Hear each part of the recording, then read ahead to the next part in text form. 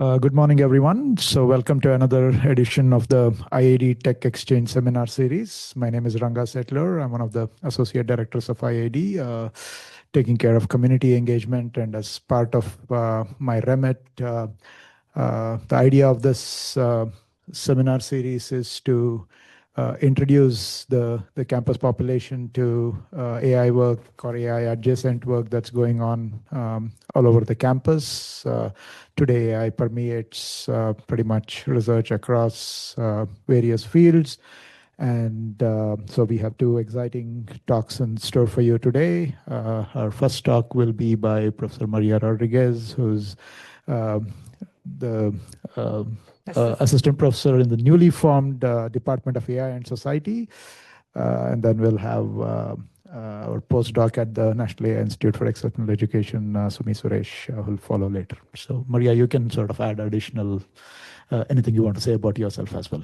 Sure, no problem. Can you hear me okay? Excellent. And hopefully online, I think. I pressed my button. Yeah. Excellent. Thank you. Good afternoon.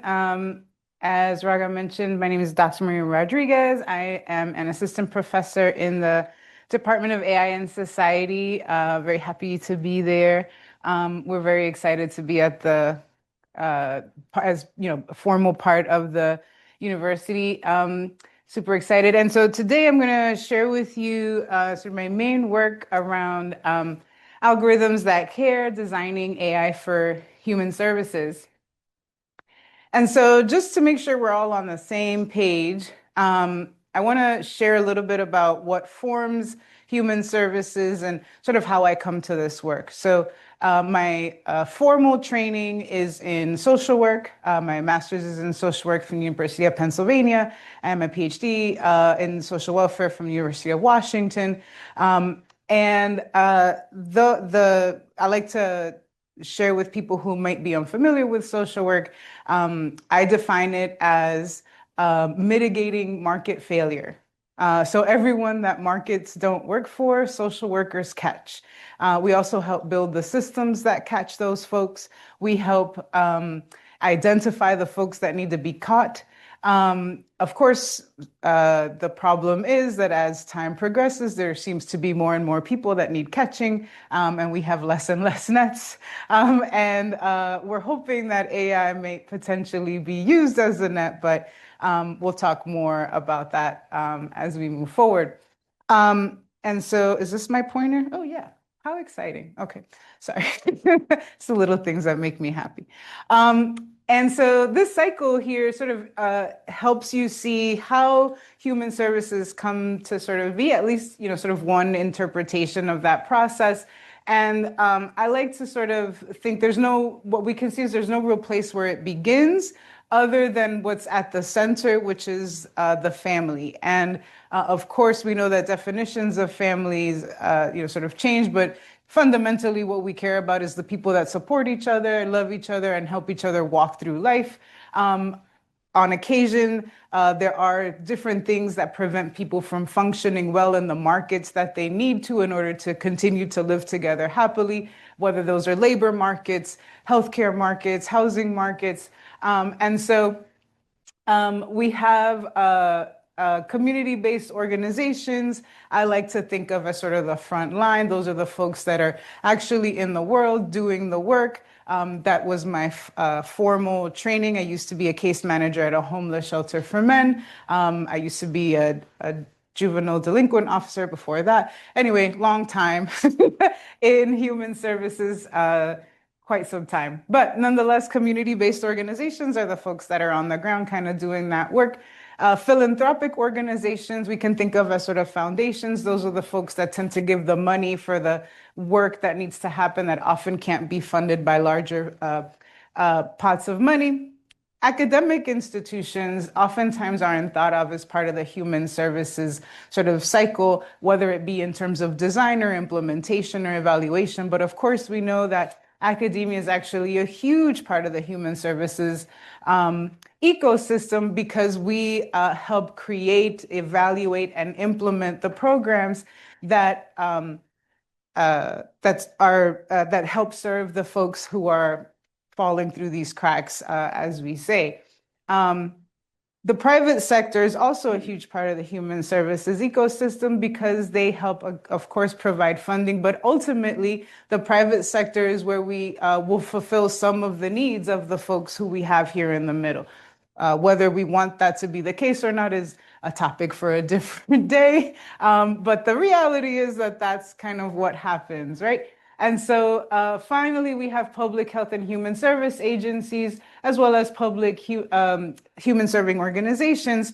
And those are the organizations that help sort of manage and fund the human service systems, right? And so when we're talking about those organizations, we mean things like public hospitals, of which there are very few in the United States left. Child welfare organizations, education, certain housing programs, public housing, things like this.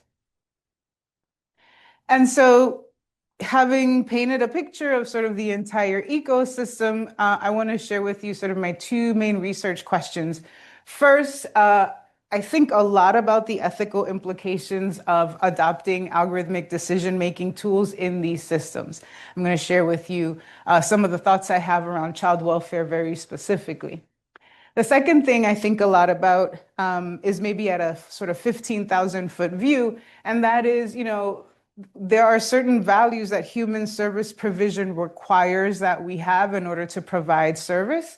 How do we mitigate between those values, specifically the justice values of those systems? I define justice as being able to identify the right thing to do in any given context. It's a kind of a tall order, but that's what we're going for here. So what solutions might help mitigate between the justice values of human service provision and the efficiency challenges of algorithmic decision making? And what I'll share with you towards the end is sort of the two strands that my team and I are taking in thinking about this. One of those strands is qualitative and the other is more quantitative. We care about modifying the systems we have, but ultimately what we'd like to do is build new systems that hopefully work better. So if that was, kind of too wordy, which, can happen, fundamentally, the problem I'm trying to solve is I want systems that serve humans to work for all humans. Simple. Easy. We'll do it before lunch. So, so let's think a little bit about, how I kind of come to this problem. And so I'm a little bit interesting, or at least I think I am, in the sense that I'm sort of I've come at this from multiple angles, right? From the provision of the service, from the development of the service, as well as from thinking about the actual artificial intelligence tools that we're building to sort of implement within these systems. But if we sort of take a little bit of a step back to help you sort of understand why I'm coming to this work, if we think about human services as applied social science, which is how I like to think about it, in general, social scientists care about some observed phenomenon, which we capture with some indicators we'll call Y, some observed predictors, and then we want to sort of map the functional relationship between those observed predictors and some error with the phenomenon in question, right? So sort of easy peasy, lemon squeezy. But we have this problem of actually defining the functional relationship, right? How do we define the functional relationship? And in social science, it sort of used to be that we would just assume some kind of probability distribution, right? So we would plug that into whatever equation we had and boom, now we have some kind of relationship and sort of we worked our way from mere correlations through to causal inference, right? That's kind of the social science way. With the introduction of computational social science, which is shout out to Kenny Joseph, wherever they might be. Kenny defines it as sort of having social science questions, but using computational methods to answer them. So computational social science sort of said, well, listen, we can actually estimate the functional relationship very directly using machine learning, various models, right? And then we can fit a formal model relating Y to X. Now, right? That's the birth of AI, right? So now we have all of these models, so much so that I think Wired magazine, maybe about 5 or 10 years ago, right at the start of AI, said, we don't need theory anymore because we have all this data and we just fit these models and, we don't need to know why humans do things. We just can measure that they do it, and then we can figure out why. Or we don't need to know why, we can just see how they do it and then, design our interventions from that. Well, I thought, well, that's an interesting perspective. What I've seen so far in sort of the course of my career, and I don't know if you know this, but it turns out that people are really messy. And so what they do, so humans are messy, and then what they do is even more wild, right? There's all sorts of reasons why people do what they do and don't do what they do. And the best theories we have can help us, and the best models we have don't help us either, right? And so my team and I, excuse me, our current strategy is to kind of go small and slow. And I'll tell you why. What I've found is that there's some really problematic assumptions in applying AI to human services. And sort of underneath, you have the citations to the formal work that I've done around this, sort of offering each of these things. For the sake of time, I'm only going to talk about two of these, but happy to answer any questions about the rest. The first one is the assumption that the future will look like the past. And so oftentimes when we're applying AI, whatever kind of models we're using to estimate that functional relationship between the phenomenon in question and the predictors that we think kind of cause it or at least are related, what we're assuming is that what happened, the data that we have is a snapshot of the past, and that whatever's going to happen in the future is directly related to the past.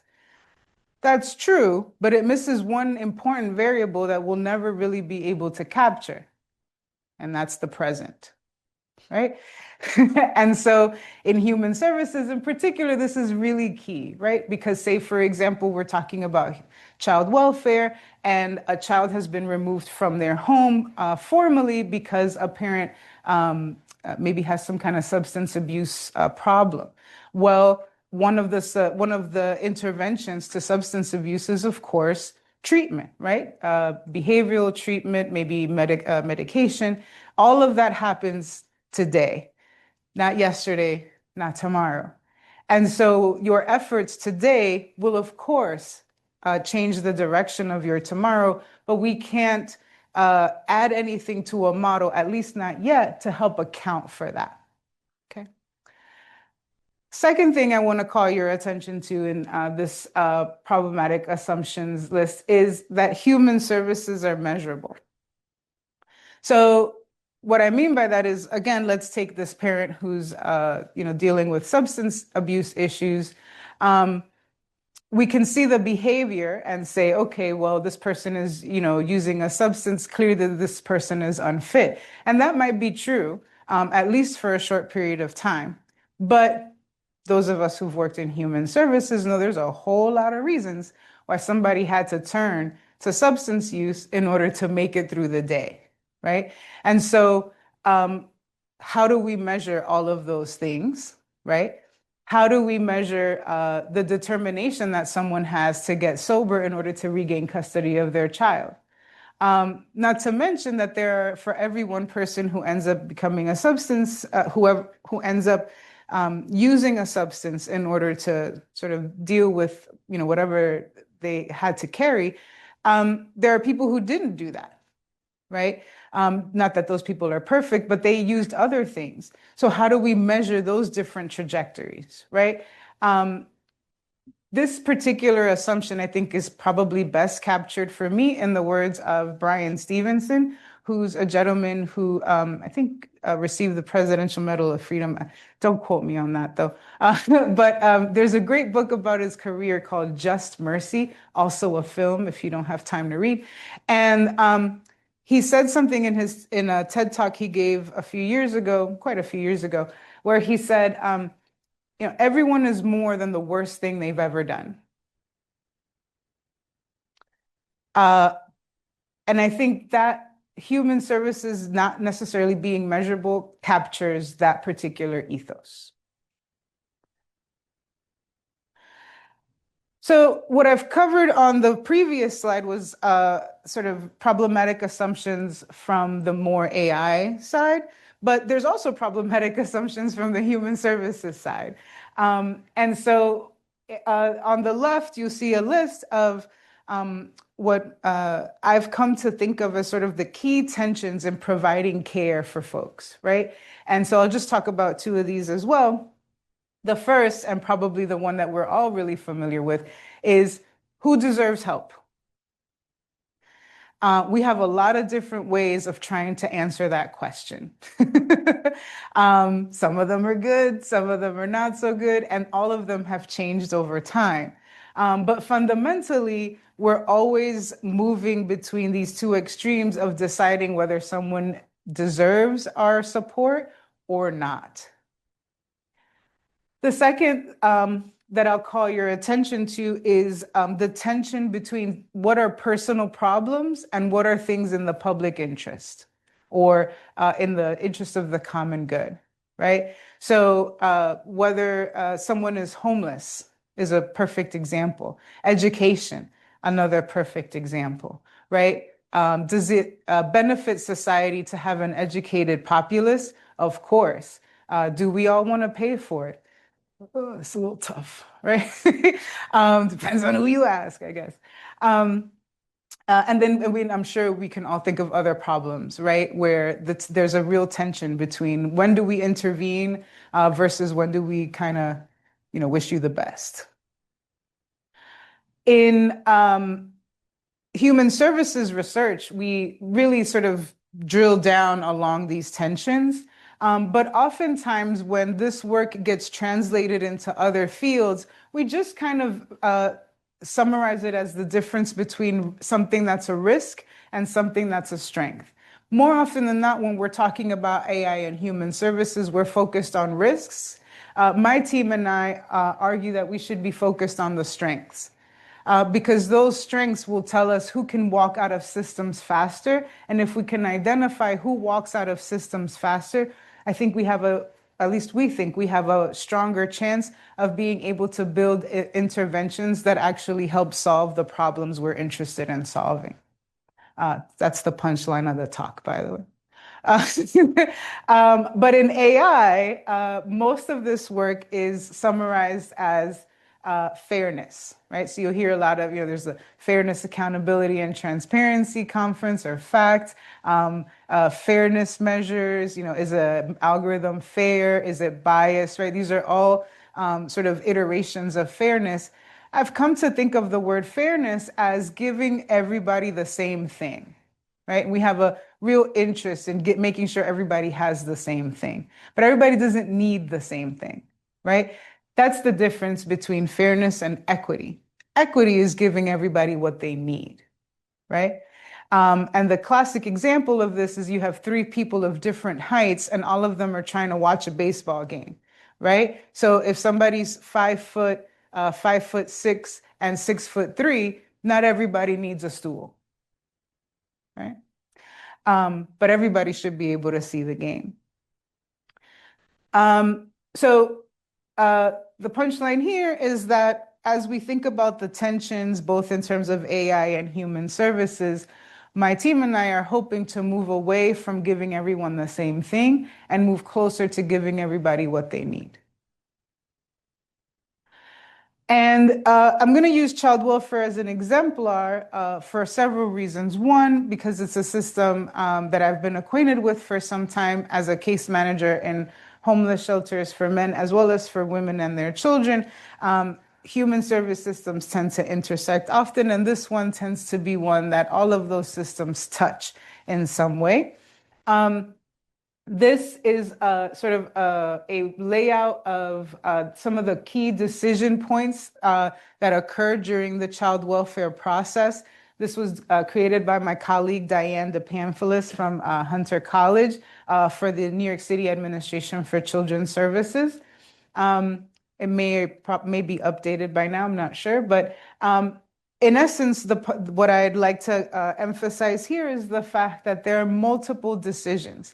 And over the last 10 years, we've seen an increase in various models being implemented at these decision points, predominantly, though, at that first decision point, trying to figure out whether a call alleging abuse should be pulled into the system or not.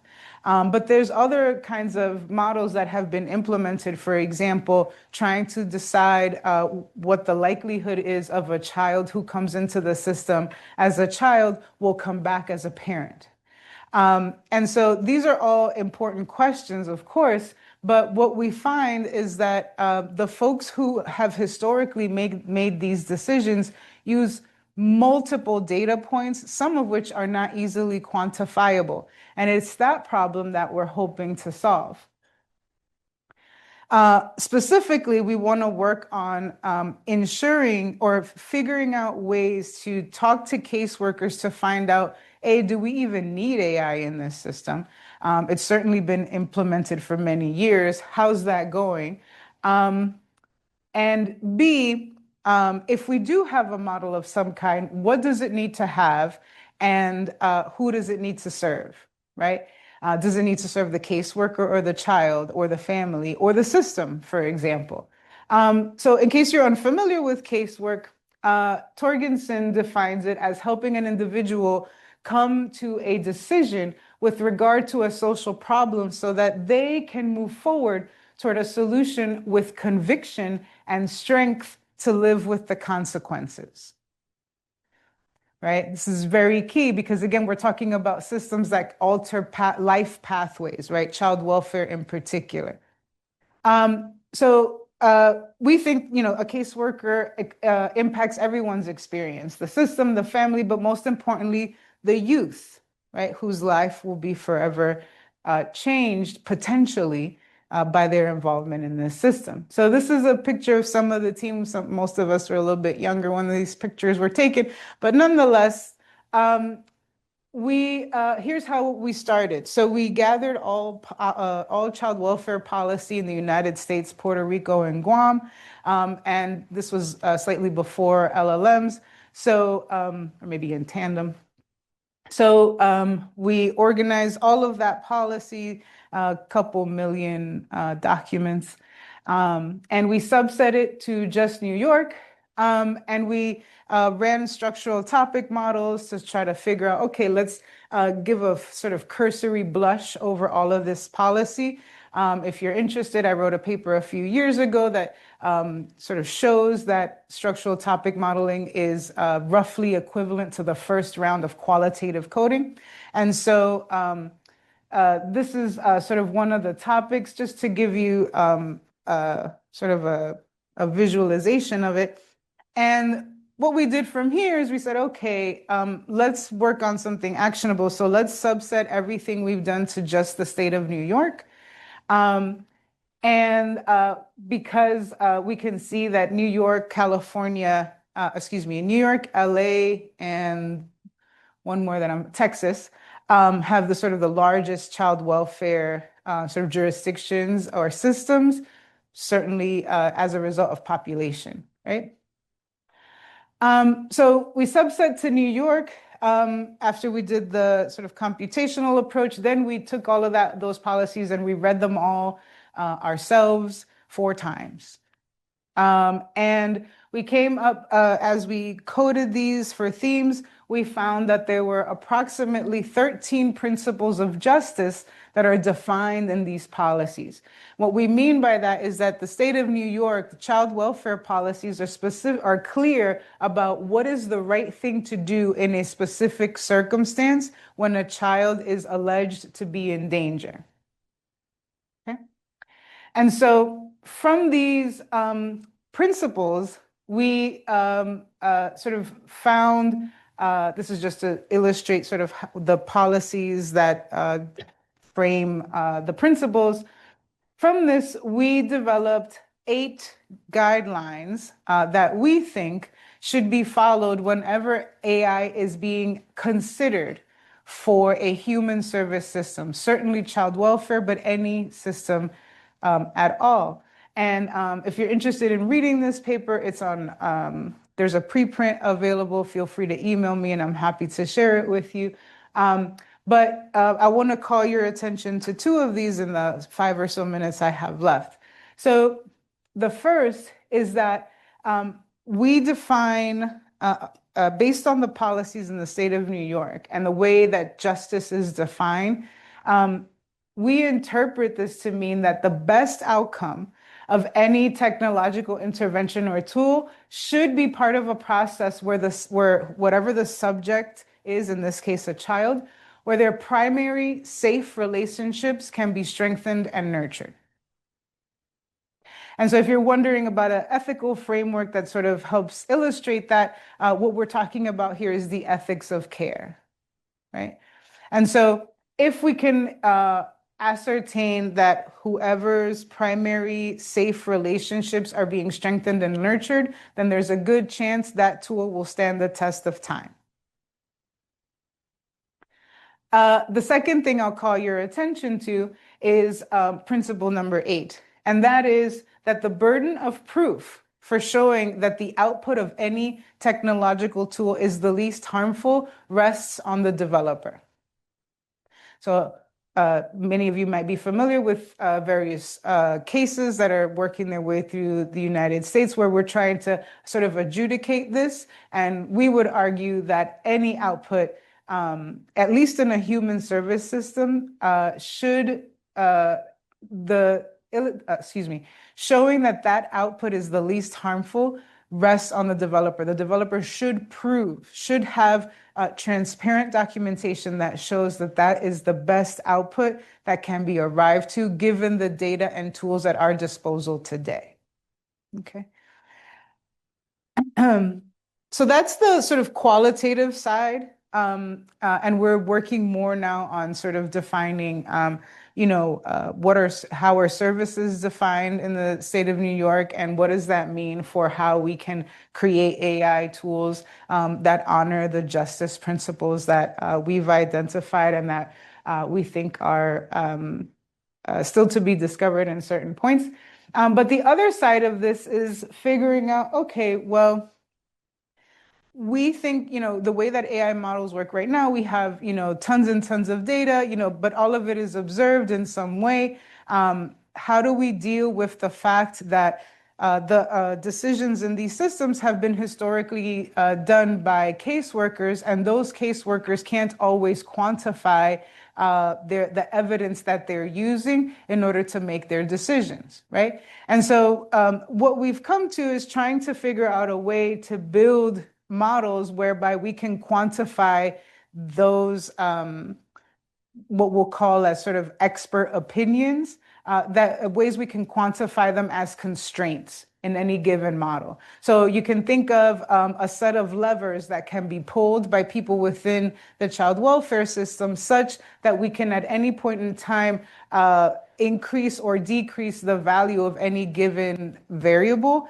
in such a way that we can ensure that the output is directly related to the context of the child that's being considered, right? And so the way that we're thinking about doing that is using BaseConv as a way to sort of try to capture those constraints. So in the process of doing various experiments to see if we can sort of formalize these in mathematical proofs and then work our way towards building a tangible tool. That concludes my talk. Thanks so much for your attention. Thanks, Maria. Any questions?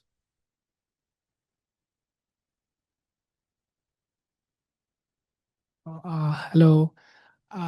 So I have two questions. The first question is, you were talking about the two kind of AI models. First one is a probabilistic, and other one is trying to fit a model on the observed data. Yep. And for the second one, you said we really need not understand the why.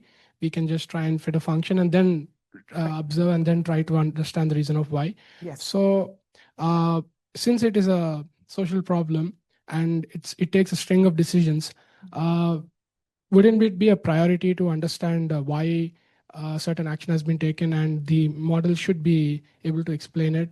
Yep. Yeah, I agree. So, I guess I can't do that. So that final slide where we're talking about formalizing constraints, that's what I mean, right? So no decision is going to look the same for any given child. Specifically, there might be a child, for example, who has a parent who is not available because that parent, might be incarcerated. It could be that the parent has passed, right? And so that will determine if the child is removed from their first home, where we can send them. It'll determine what resources they have available. It'll determine all kinds of things, but even more importantly, it may very well determine why this child ended up in this system. Okay. Right? So, do you think there are any current models which are capable of doing what you just described? No. Okay. Yeah, fair enough. So we're trying to make one now, at least based on my own understanding, which is certainly limited. If other folks think they have other ideas, would love to hear about them. Based on my understanding right now, it doesn't seem to me that there's a way that a person who's not technically trained can intervene in a model to turn it in such a way that we can make the output reflective of one singular case based on all of the data that has gone into it. Awesome. Uh, I have a few questions if you don't. I'm sorry. Yeah. Sorry. So thank you so much, Maria. Very much needed. First, the observation. I mean, the way you framed it was very helpful. Basically, what computational social services, welfare services are doing is the remedial work, right?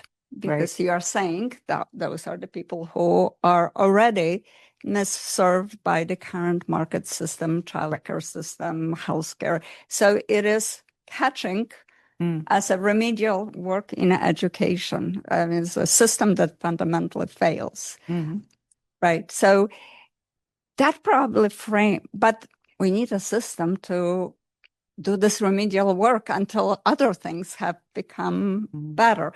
But it's an important consideration, it seems to me, because it's not even AI for social good. It's a remedial AI kind of work, if you are honest about this. But I would like, so that the beginning of it was just fascinating, just took us immediately out of the glib repetition of phrases.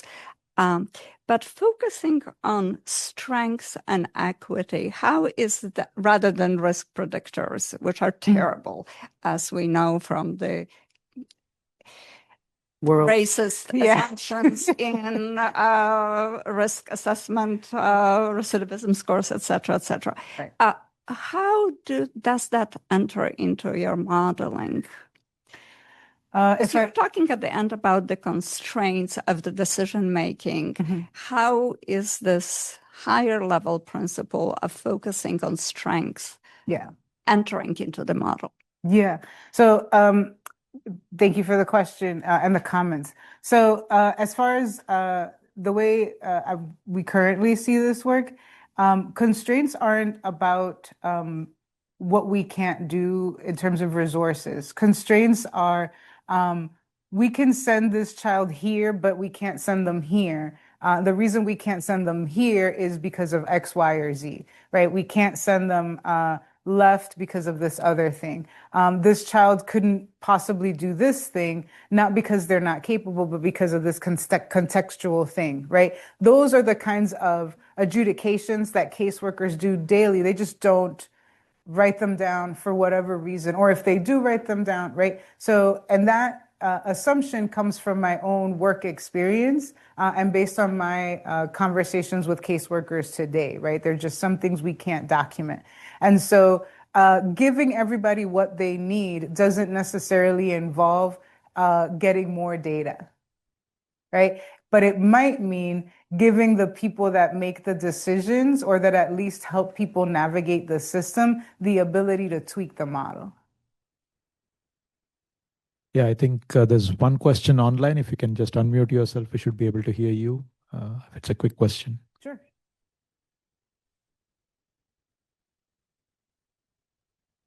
If not, we'll sort of, I mean, I think No problem. Eric is monitoring the online chat. So let's thank Maria, and you can respond to that offline. Yeah. Thank you.